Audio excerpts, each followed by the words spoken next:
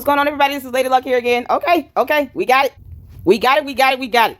So Squidworth got arrested, and here is his case number. Now, there are two, so I'm going to go back to the return the results, but this is the first one that I clicked on. So you guys can see the case number here is 25600086001, and the District 6 Division, People of the State of Illinois versus Demarkus Criggley, aka Squidworth. He got arrested for a felony, and you guys can see that right here on the case site, felony preliminary hearing. He has a court date on April 11th of this year at 9:30 a.m. Location will be the courtroom, South Kedzie Parkway, Markham, Illinois. I'm sure this is the criminal courthouse for sure. Courtroom 101, D6, and the judicial officer is Jerome Barato, Judge Jerome Silas Barato. Now, I'm gonna scroll down to the bottom. Ooh, got a felony, Lord. He got it. Y'all, I've been looking for this. I've been trying to find it, searching everywhere, because Jedediah want the picture. I want the damn court document. I want the court document. Y'all see he got a public defender. Why? He makes enough money to judicial officer Burrito. Squidworth makes enough money to hire his own counsel. Don't give him a public defender. He's not broke. He got money. As a matter of fact, he owes an entire township for a damn television. He broke. Why is he not in jail for the actual fight itself? I don't understand. And for trying to use a red metal chair as a weapon. So, yep. I tell you all this every single time. Judges watches YouTube as well. They do. They watch YouTube as well. So I hope somebody send this to Judicial Officer Burrito or to the judge to sign to the case, which I'll be looking for. Because, no, Demarkus Criggley tried to use a chair in a fight as a weapon. He got caught on camera holding it, ready to swing it and hit someone with it. He already was kicking somebody in the head, in the brawl, in the melee. So hopefully the state does use that evidence and they try to submit that exhibit as evidence. But y'all, this is something else. You can't make this up. You cannot make this up. I've been looking for the court information because y'all know that's how I operate on. I have to have court information. It's hard for me to, put anything out there or try to, report on anything, especially when it comes to a matter of law. And I can't find legal documentation to support it. It's hard for me to report on it. I'm telling y'all that right now. So I have been looking for this court docket. I have been searching and waiting for him to show up in the inmate records. I have been waiting and waiting and waiting. I'm wondering if I'm looking under the wrong county. But either way, okay. Y'all, this is what we got. So he got some conditions of his pretrial release. So he made bail, basically. Let's see. So what happened was he wasn't out committing a crime and then got arrested, right? What ended up happening was the judge had to sign a bench warrant for his arrest. The state decided to file charges, felony charges regarding and I'm assuming the phone. So I have to get the actual court documents to read the charge list to see what all he was charged with. I mean, the charges will show up once the inmate information shows. The fact that he's being booked out, trust me, there's a photo already out there because he had to get booked. And as soon as that stuff is entered into the system, it's made available. It's not like a processing time. Once it's entered in the system, it refreshes and uploads in real time. So Jedediah should be able to see the picture if he wanted to now. But what happens is this. If you're out, you commit a crime, the police pick you up, they have the right to arrest you on the spot. If you're at home chilling and then you get picked up, it's because a judge signed a bench warrant for your arrest. Now, if he had a court date and he was supposed to show up for court and he didn't show up, then it would have been a capious warrant. But the state brought forth charges to the court for the felony. I believe that it's so far related to a cell phone. I don't know what all else it includes, but this is why I need the court documents to see the actual charge list, because what the state can do is add on charges. What they can do is add on charges. What's also happened is when he got picked up, he was arrested yesterday. Okay. I do believe what I'm looking at is just his, like a bond hearing. I don't know if they're going to just keep him. It looks like he can get gotten bail. I don't know. And I can't find him on Cook County's website. I'm looking at the, what they're doing is reporting in real time, a tracker, the detainee discharge tracker. I am looking at that. It says here the process could take up to 5 hours when they're being discharged. But usually when you're booked in, typically you're processed in, they take your photos, they put the information in. That's not something that takes days to do. Even the discharge process can take up to 5 hours. So it can be done within a couple of hours for them to be booked in, to get photoed, and for you to be able to see it online. Now, I don't know what the holdup is, but here's my issue. I'm not seeing the case, the booking number. Y'all see the case number there. I'm not seeing the booking number. Sometimes those two things are not the same. You have a case number and no one goes to jail and you don't get a booking number. So I need the booking number. And the booking number is typically starting off with the year. So I should see 2025 as a starting point. But I don't even, like the website that I'm looking at for the custody locator with the detainee discharge tracker that I'm looking at here. I've had on my phone for a while. I'm not seeing a name. It's just giving me a booking number, and it's status in real time. It updates. It can take up to 5 hours, so it's not like immediate, but it's still tracking in real time the progress, the discharge status, and then whether they've been discharged or not. It doesn't look like he's been discharged. It says defendant in custody here. If you guys look at the activity, you'll see here a open state reporting. The case has been filed. Court sheet. Of course, court sheet might just have the standard information, the charge, generate a case number, and all of that. He was picked up, so they had to have a bench warrant from the judge, which means that the charge sheet should have already been in place. See that you guys see here, activity 328, defendant in custody. Y'all can see that right there. And he was assigned a public defender. I don't know why.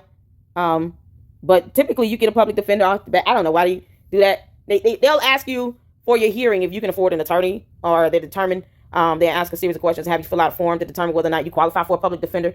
But they automatically assigned him a public defender. Hopefully for the hearing that he got on April 11th, they'll determine whether or not he qualifies for a public defender, and then, hopefully watch some videos out here where he run around here making all this money with his construction company, being a vendor for a whole local government entity, and see that, okay, now you got enough money coming in, you don't need no help. Let those public defenders work for people who truly need it, because Demarkus Criggley does not need it. Circuit Court of Cook County, he does not need a public defender.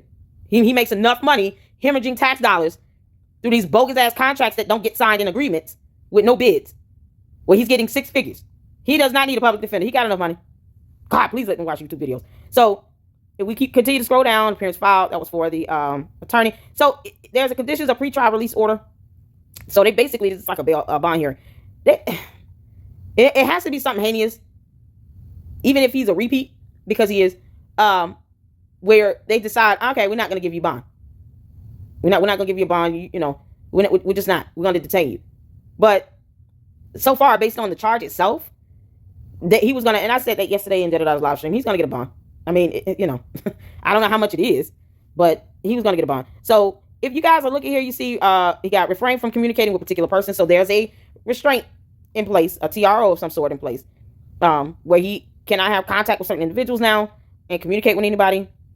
So there's a level of restraint, part of his, probation condition. And typically they do that with violent cases as well. So I'm wondering if they're going to go ahead and add on, because the state could add on charges from that melee, from that brawl. I mean, God knows there's enough video evidence and witnesses that saw it. So they could add on the charges. They can do that. If they have sufficient evidence to add on additional charges, sometimes they may bring you in and charge you on something that they know they can get. And then they'll do some more investigating behind the scenes and get some more evidence, and then they'll add on charges. It happens. Just like with the FBI when they do an investigation, they see that you have, like with the bankruptcy thing with Keith Freeman. If they come across anything else, they can add on more charges to his indictment. That's when it becomes a superseding indictment. Same thing with Super Stupid. That's exactly what she's going to get. Even Lori Lightfoot said that. I've been saying it. Lori Lightfoot confirmed it on national television. Because I know, for me personally, it feels good to have something like that confirmed by somebody that's a career criminal prosecutor. But she said the same thing on national television. She definitely expects a superseding indictment. Me too. I've been expecting it since last year.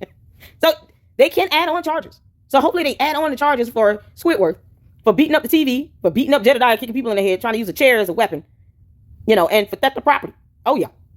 So he was released from custody, transferred. You guys can see what's happened here.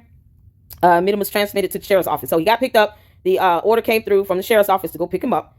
It says here, released from custody, then defendant demand for trial, motion state continuance, transferred, refrained from communicating with particular persons, conditions of pretrial release order. So I'm wondering if he was transferred from one jail to another. Because you guys see now, released from custody, and then look at the event description up here, defendant in custody. So I'm wondering if they picked him up in one county and transferred him to Cook County. Because what they'll do is they'll charge you in the county or in the district where the crime was occurred. So the crime occurred in, was that South Holland Territory? South Holland Police Department had jurisdiction there at Thornton Township, the town hall. So that district, that they could have you out somewhere in another county. You could be living in another county, commit a crime in a separate county, but the county where the crime is committed is where they're going to charge their case to. That criminal matter is going to go to. It's going to go to where the actual crime occurred. So I don't know where he lives. I haven't even bothered to look up his address and none of that. And I don't have Facebook, so, whatever. But either way, it's irrelevant in this matter.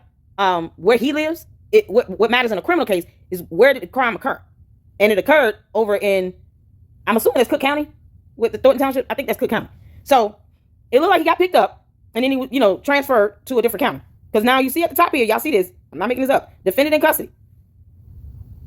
So I don't know where he was when he got picked up. And when they say release in custody, it's just the releasing of from one county to another county. But he was still in jail. He's still in custody. He is not. He hasn't appeared. He had an appearance today that, more likely for a bond hearing. Then he has court coming up on April 11th. So it doesn't say which sheriff's office received the original minimus, but it does seem like it was a transfer, of course, from him going from one jail to another jail.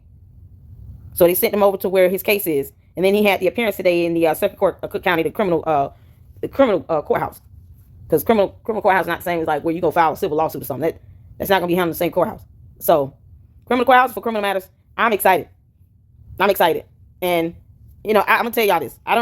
Whether you want to call it investigation or research, it's the same thing, as long as you get to the same point.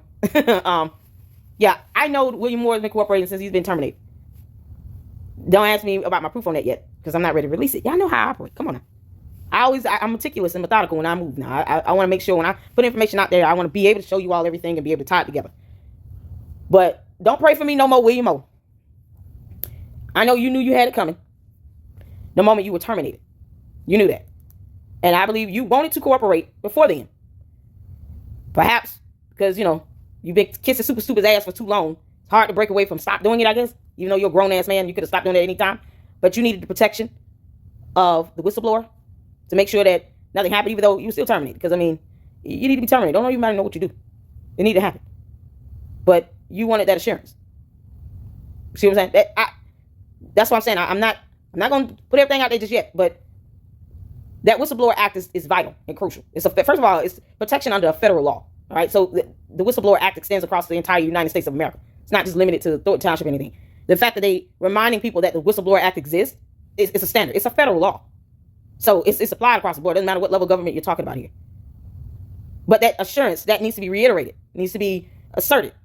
Especially when you have super stupid out here being investigated by the FBI as well. See, and this is two-part. Because now you have the felony charges with the state of Illinois with Squidworth. And then you still have Siggy and super stupid under FBI investigation and surveillance, along with others that are named in that subpoena. So you got the federal investigation. Now you have these felony charges coming from the state of Illinois. It ties in so well. Guess what's going to happen? Everything that's happening with the criminal matter, is going to get over to the FBI. Then, of course, they're going to know. Of course they are. Of course, William Moore wants to cooperate. Of course he does.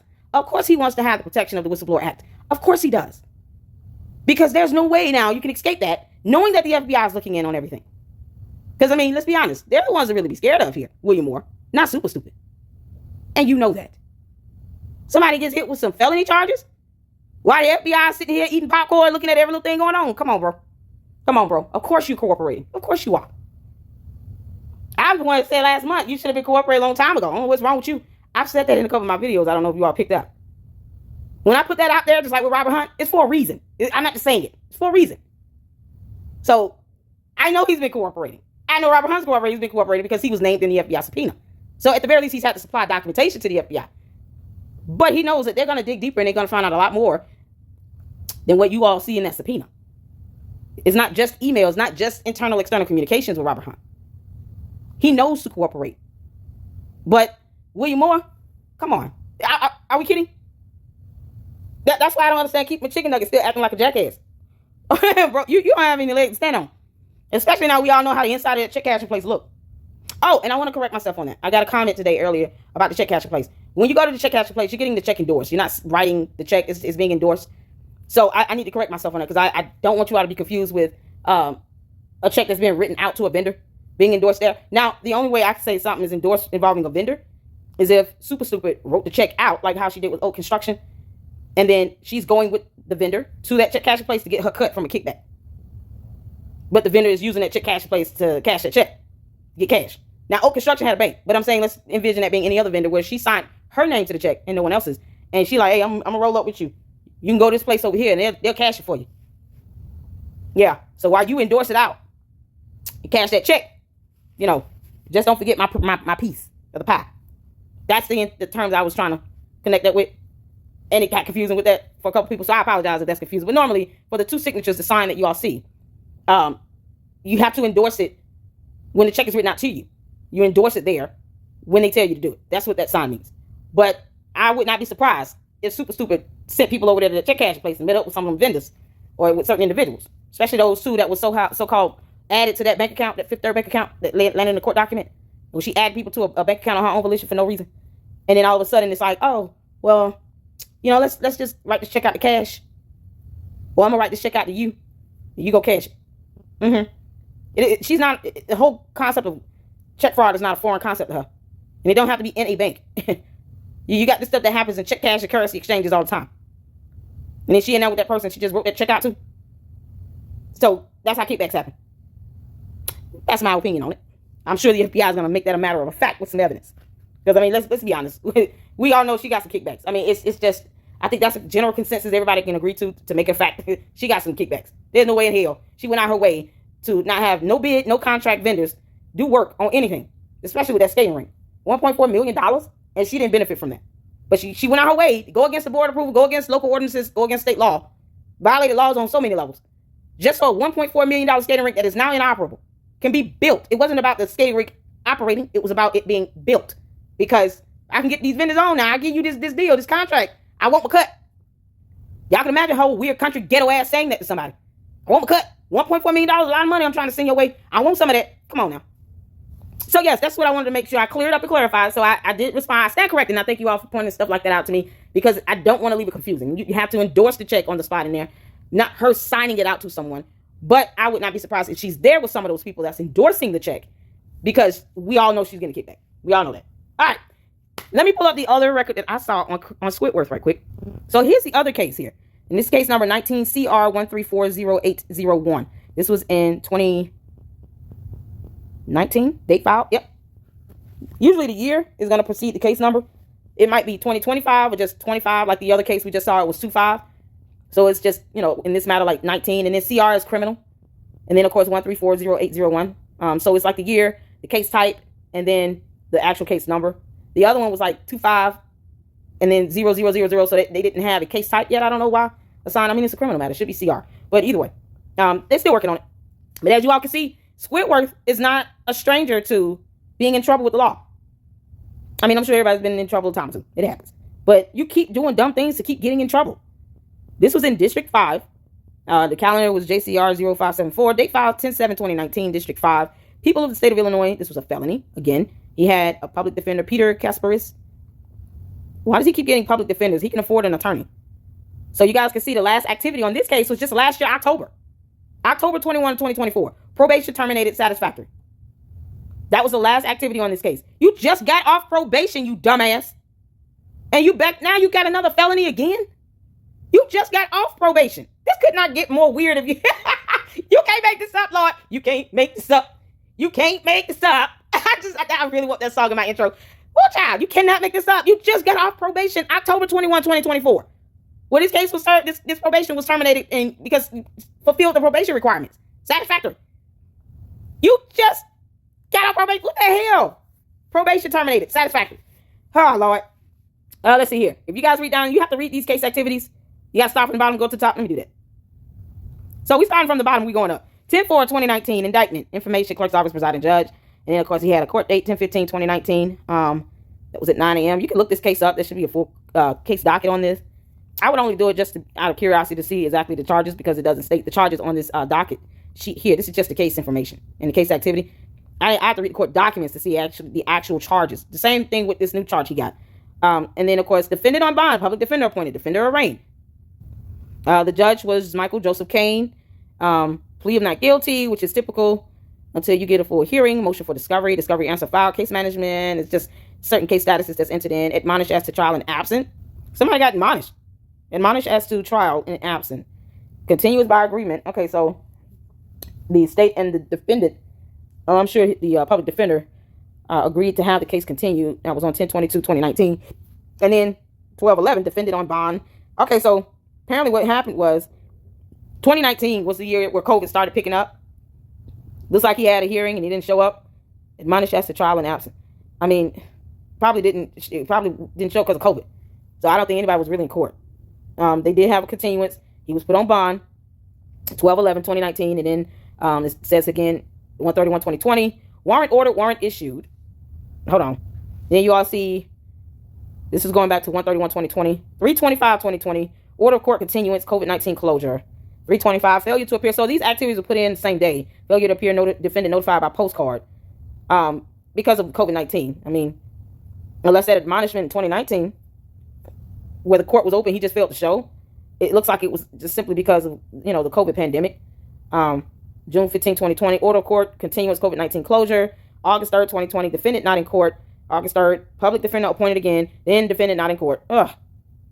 We're getting a new attorney. Of course, they asked for motion for discovery, get information on the case. They might have requested additional documentation, depending on how they want to present the case. Continuous by agreement. Then the case signed to Zoom hearing. So this is where you start, getting to the weed of things with, because of COVID, nobody was in person. Zoom hearings were not just initially established right out the gate. Because for some reason, our judicial branch of government is not that keen on technology. It took about a good year or so for the courts to establish Zoom hearings. Like, it is. They still use paper. I mean, come on. So it took a while for the courts to start establishing e-file or e-serve. Like, Jesus Christ. Let's do stuff electronic. So that's just because COVID forced the courts to have to catch up with the times with the, utilization of technology. So from having process servers and all this other stuff to where you can e-serve, through the court website and just, send it to an email address. Having Zoom hearings, the court had to be forced to speed up their use of technology a little bit. And then you guys can see, okay, so defendant on bond, case is signed again. More discovery, court sheet. Okay. All right, special conditions of bail ordered on December 5th, 2022. Continuance, appearance filed.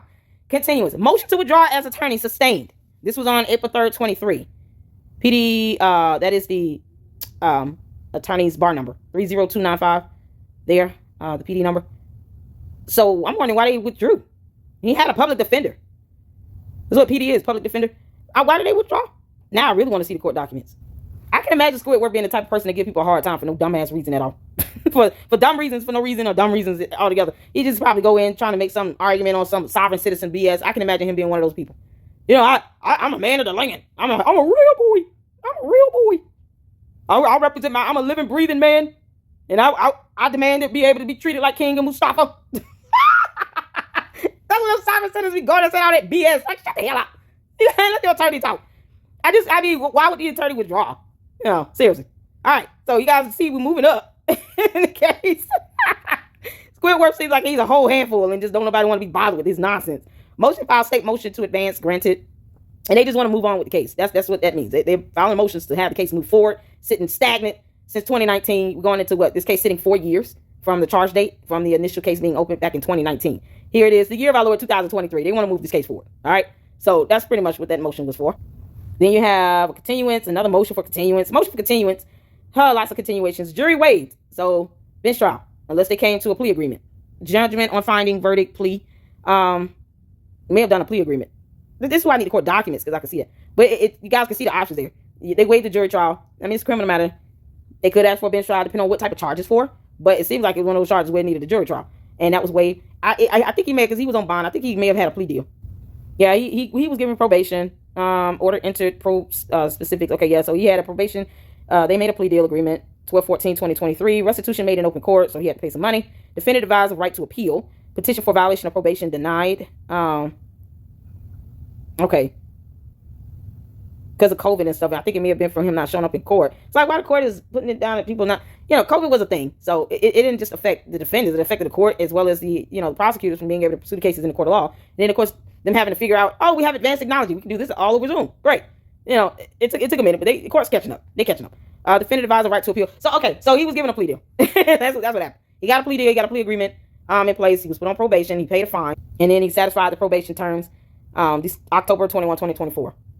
So I read through this so you all could get an idea what you probably could expect to see with this new case. Because sometimes, the pattern of behavior is hard to ignore. All right. It's just hard to ignore. So let me pull up what I'm looking at in real time when it comes to the inmate information. Okay. So I'm on the Cook County Sheriff's Office website. And this is the detainee discharge tracker. You guys can see the page numbers moving on its own. That is the automatic paging. So it's going from page to page to page by itself. You guys can see the discharge process can take up to 5 hours. I was on, I know Jedediah did a live stream. He's looking for the photo. So I'm trying to make sure that I'm looking at the right county. Because I do believe he was picked up in Markham County or transferred to Markham County or something involving Markham County. I'm trying to figure that out too. I got to run to the store right quick. But this is what I'm trying to figure out as well. And you guys can see the information on here. You only get the booking number, the progress, discharge status, and whether or not they're discharged. It's on page 7 already. So if he is in the process of getting discharged, I will need the booking number to see what the status is. And then there should be a photo already available once they're processed and booked in to jail. You take the photo, you get your information, the case sheet and warrant information. The charge list information. All of that is typically, once it's put in the system and uploaded, it's in real time. It doesn't, if it takes a couple hours, it's not days. That's my point. It's not days to have a photo posted up. That could be done within a matter of minutes to hours. That's not something that takes days to do. So with the discharge, that could take up to 5 hours, but it's done within a 5-hour time frame. And mostly it's because it's between the information coming from the court, whether the person's made bail or there's some order for release or however, that it has to go to the courthouse. It has to be processed through. Person has to be processed out for discharge. So you guys can see the status on most of these reviewing for discharge out.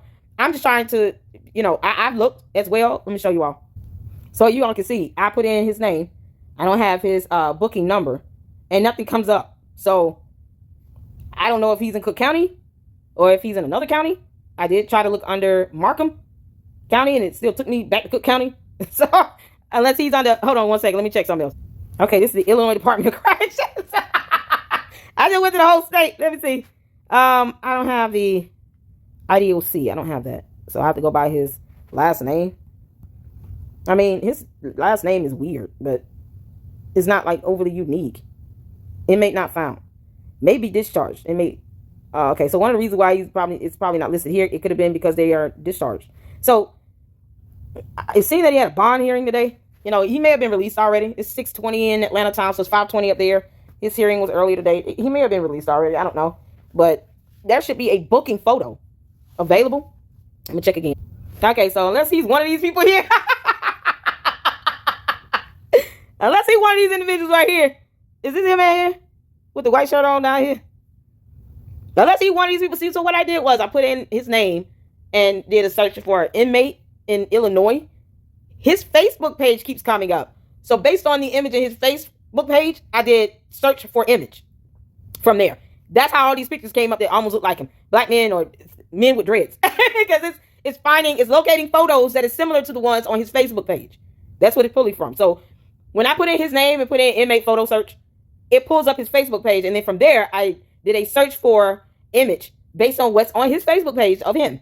And it gives me all these options. So unless he's one of these people and I'm looking over it and I'm not nailing it here. Because I keep looking at his Facebook picture and trying to see okay, am I missing it here?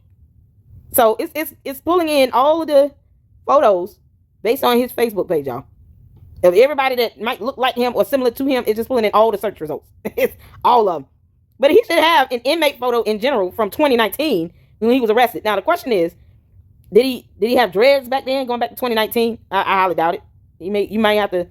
Y'all might have to see what he looked like in 2019 and go from there. Maybe I'm overlooking it. Maybe it's dead at me and I don't know. But it's giving me all the images. Everybody that look like him based on his current Facebook photo. Yeah, it's giving me a whole lot of people. Yep. Okay. So is that him? I don't know. I have to keep looking at his Facebook because man, he's not somebody I just study anything like that. And y'all can see it's so many people walking around here with dreads. But he should, like I said, he should already have a photo from his arrest in 2019. This is going back to 2009. I don't know if he's been, I didn't go that far back to see if Squidworth has been to jail before 2019. I just pulled up the 2 cases that came up in the court. There were a couple others, but he wasn't listed as a defendant for a criminal matter to be like the state of Illinois, state of whatever versus that defendant. So those 2 other cases weren't criminal cases with him named as the defendant in it. I don't know why they came up. He must be listed in there as maybe a witness or a co-defendant or something like that. I didn't see that, but I don't know. It could be, like I said, it could be staring me in the face. I don't know. But I think I'm sure his image from 2019 might have him with a short haircut or shorter hair. Let me see. I'm assuming it's him with these cut up jeans on. If not, it's some relative that look very, very similar. But, this is on his Facebook page. There's a young lady there. I'm not going to put her in that because it's not her fault. He can't stay out of jail. So that's all I got. I'm expecting this case number to be updated. If nothing else, probably even changed because the case type has to be added in it. But I don't have anything else to utilize to find that photo other than what I just showed you all. But either way, y'all, that's pretty much it. This is getting so much more fun. Squidworth can't stay out of prison. Yeah, I'm sure his night was rough, bro. He had a rough night there. Oh, man, you can imagine him being tossed around like the toothpick that he is. Okay, sweet enough. Yeah, more. You might want to keep on talking and make this, be more aggressive with this. Stop being an asshole. Doesn't benefit you to do that at all. That's all I got, y'all. Gotta run the store. I have fun doing this. This is what I do. Research. I will be back for my live stream tonight at 9:30 Eastern Standard Time. Hope you guys can join in. And until the next one, lady, look out. Deuces.